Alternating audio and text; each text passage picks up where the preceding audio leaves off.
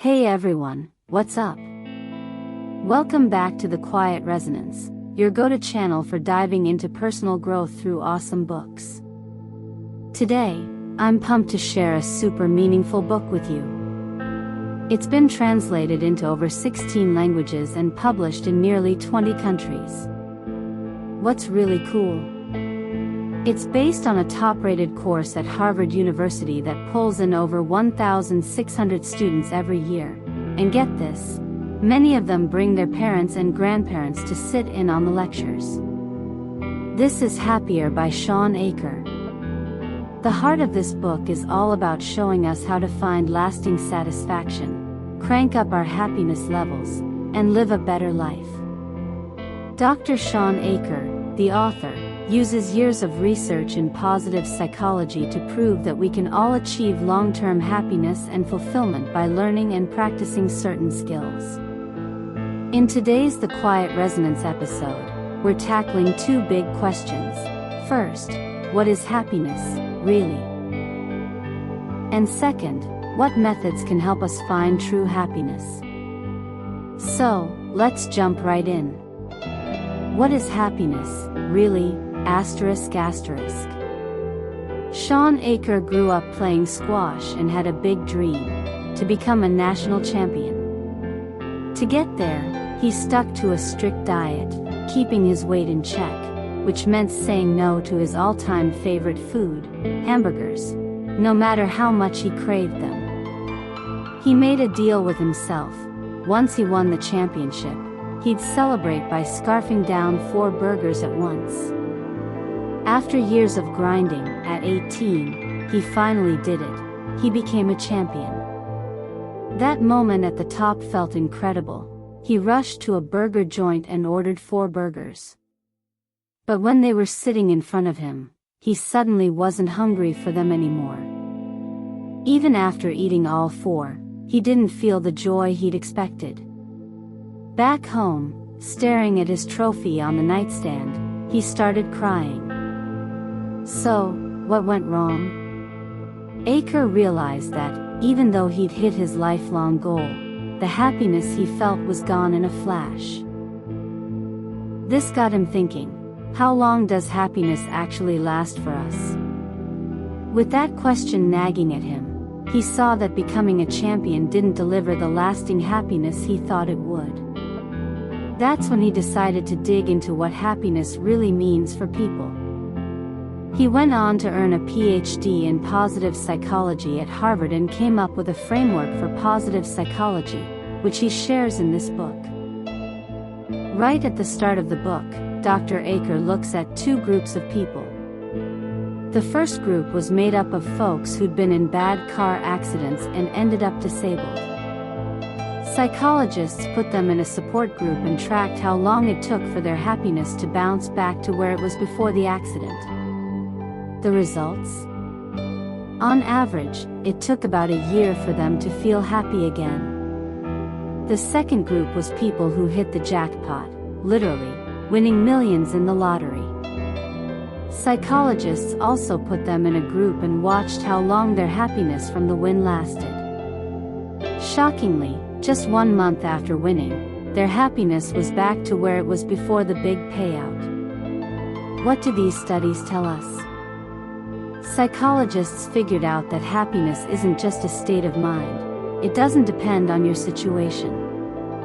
Happiness is a skill. Picture this. Someone hands you $100 billion, totally legit, no worries, no taxes. Plus, you've got a dream job, high status, respect from everyone, or maybe you're a big influencer in your community. You're in tip-top shape, no health issues, and you're easy on the eyes. To top it off, you've got a loving partner who's always there, sharing life's ups and downs. Sounds perfect, right? Would you be truly happy? Dr. Achor says nope. He points out that no matter how perfect your life looks, if you don't have the ability to feel happiness, you won't keep it for long. Studies show that a lot of rich people end up taking their own lives, not because their lives suck, they're sick, or they're alone, but because they've lost the knack for feeling happy. So, what's this knack for feeling happiness? It's how sensitive you are to joy. Think about Lunar New Year as a kid: new clothes, red envelopes stuffed with cash, friends and family visiting. It was a blast, pure happiness. But as you get older, the holiday can start to feel dull, maybe even like a chore. You don't get that same spark anymore. That's because your ability to feel happiness has faded. The real opposite of happiness isn't misery, it's numbness. A couple of years back, I visited a friend and stayed at their place for a bit. Their cute little house was right by a calm lake. Every morning, I'd open the window and see the sun coming up, its golden light dancing on the water, with green mountains all around and birds chirping like crazy. The air was so fresh, no pollution, no blaring car horns. Every breath felt like a shot of pure, clean energy. My chest was full of comfort, joy, and this amazing sense of peace. I thought, man, anyone living here has to be happy. But when I told the neighbors and my friends' parents how living in such a gorgeous place must feel like happiness every day, most of them just said they'd been there for decades, so it all seemed normal. That's what it looks like to go numb to happiness. If you lose the ability to feel happiness, you're stuck in the opposite state, living like a robot, just going through the motions. If you don't catch that your sensitivity to joy is slipping away, no matter how awesome your life or surroundings are, you'll never feel truly happy. You might even feel miserable over the smallest things. The root of real happiness lies in the process of working toward or experiencing something. You can feel joy right now, but you've got to consciously work on keeping that skill sharp. How to achieve real happiness ***. In the book, Aker lays out a 4-quadrant model of happiness: happiness in the present, unhappiness in the present, happiness in the future, and unhappiness in the future. Let's figure out which quadrant you're in. Type 1, instant happiness in the present ***. These are the folks chasing instant gratification, like people addicted to drugs, gaming, scrolling on their phones, or shopping sprees. Any obsession that's out of control shows they've lost the ability to rein it in and are only focused on short-term thrills. For them, they need to satisfy themselves right now to feel good. But are they actually happy? No way. Sure, they get a quick hit of happiness in the moment, but it leads to misery down the road. Uncontrolled, limitless indulgence doesn't set you up for anything good later. Type 2, unhappiness in the present ***.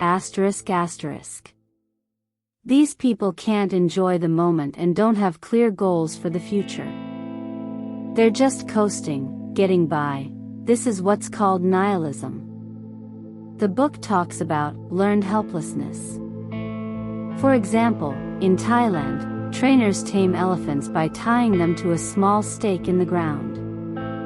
A huge elephant won't budge. Why? When they were baby elephants, they were tied to that stake and tried to break free but couldn't. After a week of struggling, they gave up, and from then on, just seeing the stake makes them think they can't move. That's learned helplessness.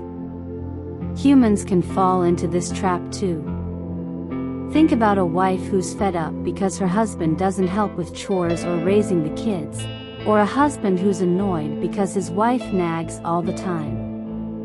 Or people stuck in tense relationships, like between mothers-in-law and daughters-in-law. Kids who feel crushed by their parents' expectations, or parents heartbroken over rebellious, ungrateful kids. These are all examples of learned helplessness. They hit this point when they're constantly complaining, feeling down, but still accepting the status quo, brushing it off without doing anything to change it. They fail to change because they're focused on the wrong thing. They want others to change, piling up expectations on everyone else. But here's the truth: you can't change anyone else. The more you expect, the more you live in despair. The only person you can change is yourself. When you change, everything else starts to shift. When you're stuck in this hopeless rut, you can't feel real happiness. Type 3. Happiness in the future, asterisk asterisk. These are the people who endure now to win later. They believe that every sacrifice they make today is worth it to reach their future goals. They think suffering now will buy them happiness later. For example, if I make 100 million, I'll be happy. If I own a house, I'll be set. If I can travel the world, I'll be content. If my kid gets into a top school, I'll be thrilled. If I just finish this deadline today, I'll finally relax. But what about 5, 10, or 20 years from now? Are they really happy? Aker says that if you're just enduring to get somewhere, you'll never find true happiness. Nobody hits a goal and feels totally chill. Sometimes, it's just a big empty feeling instead. Expecting a change in your external world to fix your inner happiness is a pipe dream. This endure now, win later mindset is super common in today's society.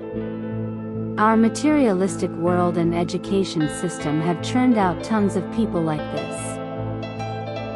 From the time we were kids, we carried the weight of our parents' and teachers' expectations. Study hard, get top grades.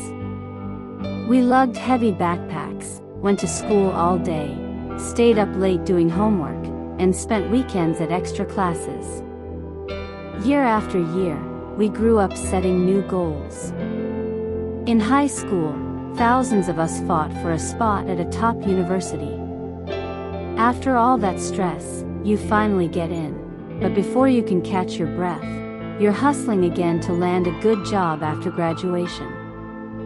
You step into the real world thinking you can finally enjoy life. But nope, new pressures, new goals, chasing one after another.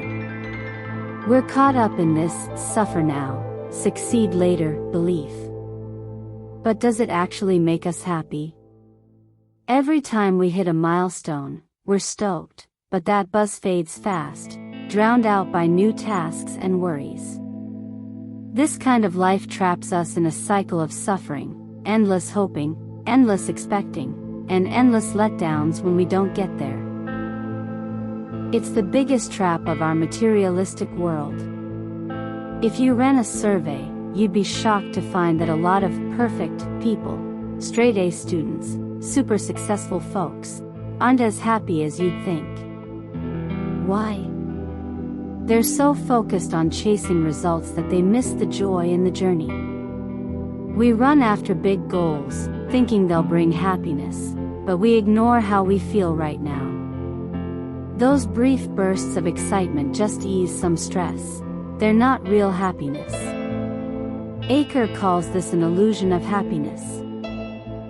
Type 4. True happiness, asterisk asterisk.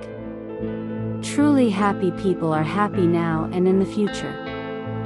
The key to a happy future is having the skill to stay happy in the present. How do you do that? If you're always reminiscing about your high school glory days, can you go back there? Nope.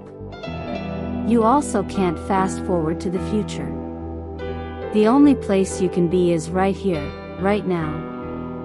If you can't find joy in the present because you're stuck regretting the past or daydreaming about the future, then this moment becomes pure suffering, and you're missing out. Ever freak out over an upcoming exam? Ever feel broke watching others live in cozy houses, drive fancy cars, or jet off on vacations, thinking you need to make more money to have that life?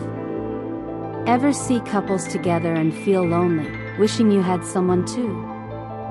Or get upset because someone doesn't get you or does something you don't like?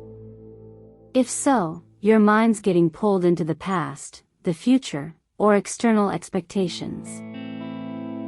In those moments, you're skipping over the present, the joy of the experience, and the sense of fulfillment you already have inside. That said, it's not about ditching all your dreams. Living without goals would make you drift into that aimless, nihilistic vibe. You can totally have goals: buy a sweet car, live in a big house, make bank, travel the world. No problem there. The issue comes when your desires go overboard, and you're obsessed with hitting some future target. That's when you start stressing about what you haven't done or achieved.